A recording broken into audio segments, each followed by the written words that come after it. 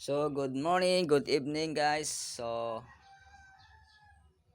This Coach Jonathan Bit. So, ito yung ating Bybit app. So, ang daming mga benefits ng apps natin. So, mamayang gabi, meron tayong bagong token na ilalabas. So, sa mga hindi pa nakapag-enroll, so, may chance pa kayong makahabol sa ating new token mamayang gabi. Okay? So, ano ba tong AI, crypto? Okay, marami nagtatanong. So, ang AI o Artificial Intelligence. So, ito yung benefits niya sa ating crypto.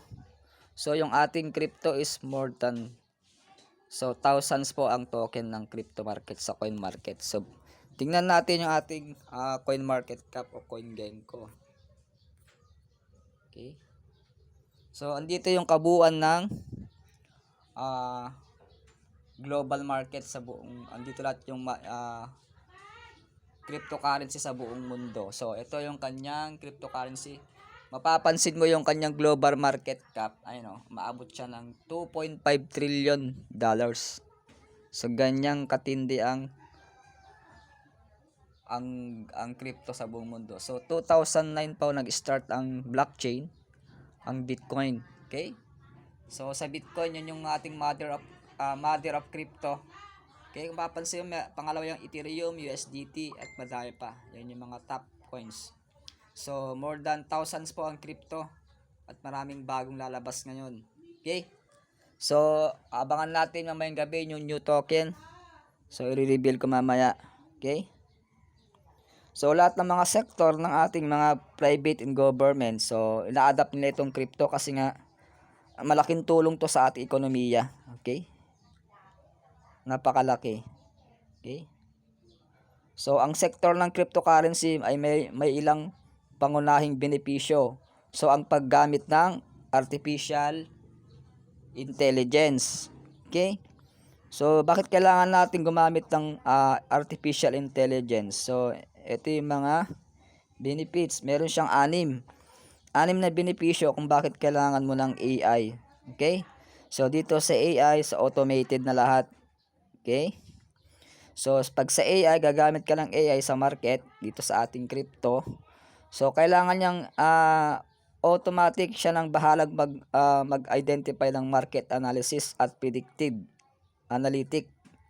Okay? Gumagamit ang AI ng mga algorithm upang pag-aralan ang malaking dami ng data mula sa mga transaction at merkado ng cryptocurrency. So, nakaprogram na yung kanyang crypto. May tinatawag tayong blockchain.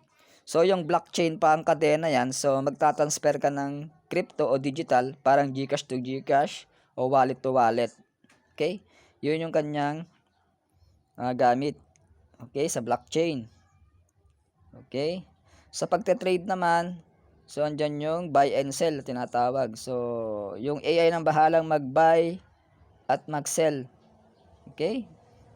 So, siya nang bahalang mag-market kung bababa o tataas yung crypto. So, gagamit tayo ng AI. So, ito 99% kaya niyang patakbuhin yung ating AI sa trade. Pangalawa, yung benefit is automated trading. Okay? Pag sinabing automated trading, isang push button na lang tatakbo na yung trade. So, hindi tulad sa human trade. So, kailangan dyan yung emotion mo eh. Okay? Kakaba-kaba ka. So, pag automated trading na, hindi na tayo kakaba kasi automated na. So, ang mga trading bot na pinapagana ng AI ay kayang magsagawa ng mabilis na pagbili at pagbebenta ng cryptocurrency. So, yung kasing mga token mabilis, baba taas. So, yung AI ang bahala. Okay? Yun. So, nagbibigay ito ng kalamangan sa mga trader na gustong mag-maximize ng kita sa pamamagitan ng high frequency trading. Ayan. Okay? At pangatlo, risk management. Okay? So, yung ating pag may emotion ka, so mababawasan yung ating risk management o yung sa pamamagitan ng pagsusuri ng data. So, nagkakaroon yung AI, so natutukoy ng AI yung panganib na posibleng bumaba o tumaas. So, kasi yung market natin is volatility sa merkado, taas baba yung market. So, ang mahalaga, so yung strategy ng AI, nababawasan niya yung kanyang pagka-minimize risk. Okay? So, may potential na kumita tayo. Okay? So, meron tayo tinatawag na fraud detection.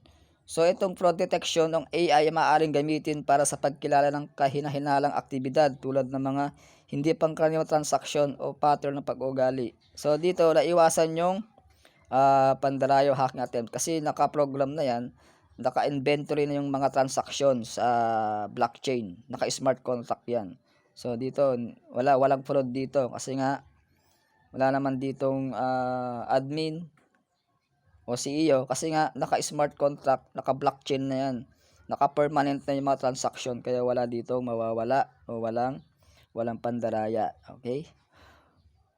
Panglima yung portfolio management. So ang AI tumutulong sa pag-optimize ng cryptocurrency portfolio sa pamamagitan ng pagsusuri sa performance ng iba't ibang asset at pagbibigay ng rekomendasyon sa pagbili o pagbebenta batay sa mga layunin ng investor. Ayan. So, sa performance ng AI, sa taas yung rating ng AI ngayon kasi karamihan sa mga transaction ngayon, kahit yung mga lalaking kumpanya, yung Tesla company ni Elon Musk gumagamit ng AI yan sa mga transaction.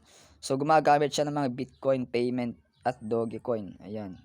So, yung mga investor, mas madali na siyang bumili ng mga produkto gamit ang crypto. Okay?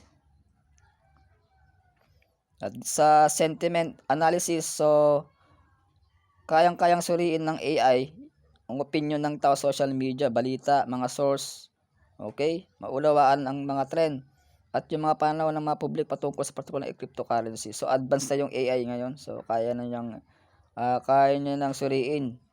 Okay? Yung mga balita, news. Okay? So ang pagsasama ng AI sa cryptocurrency ay pagpapahusay sa kahusayan, seguridad at kita sa mga operasyon aktibidad sa merkado. So napakabilis na ng advance ng teknolohiya natin kaya mabilis na umunlad ang bansa pag gumagamit ng AI. Okay? Tapos ito yung kanya mga exchange. Ayan yung Binance, nangungunang Binance, OKX, ayan, Bybit, ayan yung mga top coins. Pagdating sa volume, nangungunang Binance, pangalawa yung Bybit, meron siyang 4.7 million dollars. Yung Binance 14 million. Ayan, yan yung mga top 1. Top 1 ang Binance, top 2 ang Bybit. So, I recommended Bybit kasi ang daming benefits ng Bybit, ang daming rewards, okay? Madaming mga token na pagpipilian at mataas yung kanyang rate pagdating sa APR. Okay?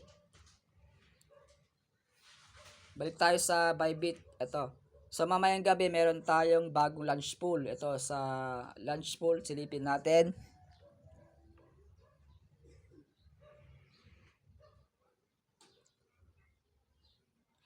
So ito yung lunch pool. So kikita ka dito ng free.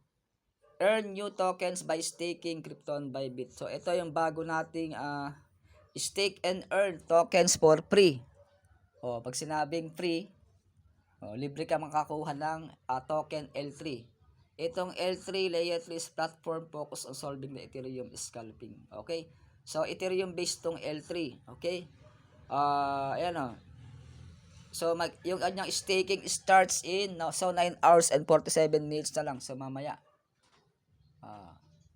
8 AM ngayon, 9, 10, 11, 12, 1, 2, 3, 4, 5. Mamaya 6 PM po ilalabas tong lunch pool. So kailangan meron kang USDT, minimum $100 para makapag-stake ka dito. So pwede ka mag-stake sa L3 pool pero volatility. So mas safe mag-stake ka muna sa USDT pool. Okay? Para yung risk management. Yung pool niya maabot siya ng 16 million. 16,666,667. So yan yung price pool free. Makukuha lahat ng mga members yan based sa inyong capital stake. So dito minimum is $100. Click natin i-register to. Ayan, free yan.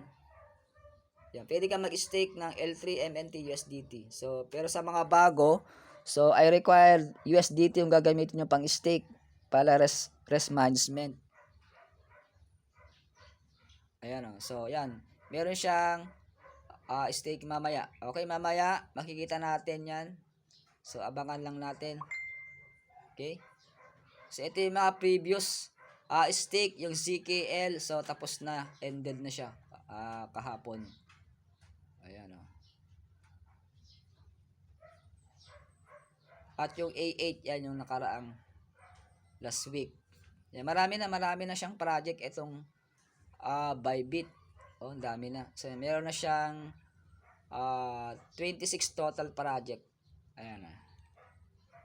So, yung kanyang total price pool, so 23 million. At yung kanyang total participants, almost 2 million. So, ang dami nag-stick. So, free lang to. Basta meron kang USDT.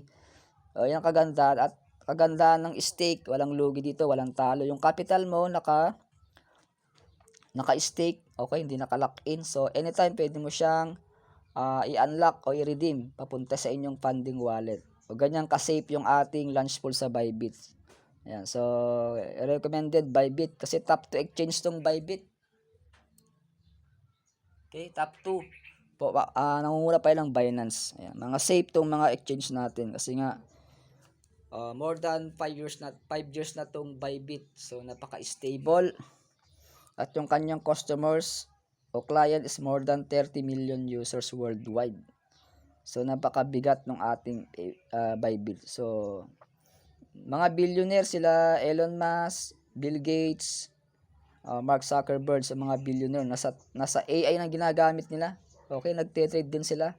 Kasi nga ang AI nakikipagsabayan sila at mayayaman, gusto pa rin nilang kumita.